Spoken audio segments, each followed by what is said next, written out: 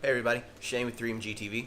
A while back I did a video on 3 different types of music students, and today I'm going to talk a bit about how I get the very young students kind of on the fast track to playing fun stuff.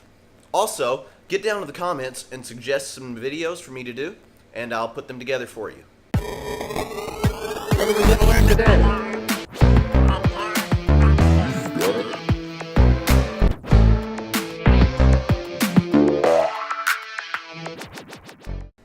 So what I like to do with very young students, in this case on guitar, is try to break the language barrier.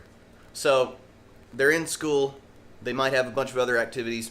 A lot of times you're not going to get them to practice at all. So you have to come up with a way that their parents can guide their practice, if they make them practice, or that they're able to come back to and you don't have to do the entire first lesson again. And I feel like one of the best ways to do that is to use things that they already use. So I turn all the notation into numbers and letters if necessary. So I write something that looks like this. Music is just pitch over time. In this case, you put the time across the top, 1, 2, 3, 4. The prompt then is explain that these are very even, like a clock. If they have difficulty with that, you can get out a stopwatch and show them, watch the big numbers, 1, 2, 3, etc., and get them the idea that they have to be evenly distributed.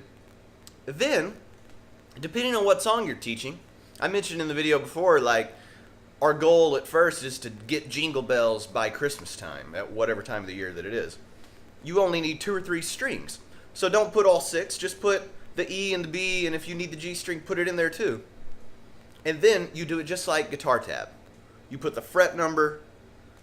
The hardest part for people to get is that 0 is no fret.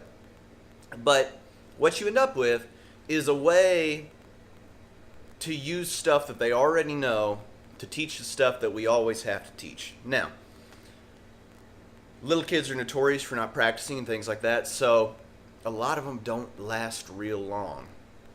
You got to think like the money versus the time for the parent too. Like if you're charging $15 per lesson roundabout, and that's a 30-minute lesson, that's not a whole lot of babysitting. You know, karate lasts longer. So you may not keep these kids very long, but if you do, teach them 4 or 5 songs this way. Make sure that they're having fun, that they have something to show for their time and their parents for their money. And then you can go back and teach them standard notation if you want to. The other thing is not many people are playing classical guitar anyway. So you might do this tab with rhythms is essentially what we're making. And then by the time you move from that, you may be moving into chord charts and things, and the student may want to sing and accompany themselves. But Shane, what do you do for subdivision? Well, that's easy. Instead of 1, 2, 3, 4, you will put 1 and 2 and 3 and 4. And then I've even shown grown adults 16th note licks and, you know, entire bits, 1E and a 2E and a. It gets kind of long that way, but if you were to, say, type up and print up some sheets with this, it wouldn't be very bad.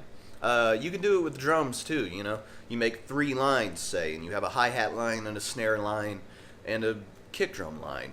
If you do it on piano, you only end up with really 1 line, because then you're just putting letters down. If you need multiple letters, then you stack them in whatever direction they need to go.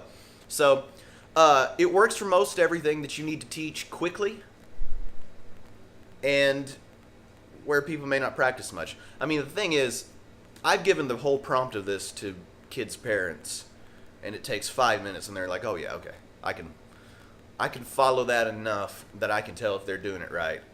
You say it's supposed to sound like Jingle Bells? Yeah, it's easy.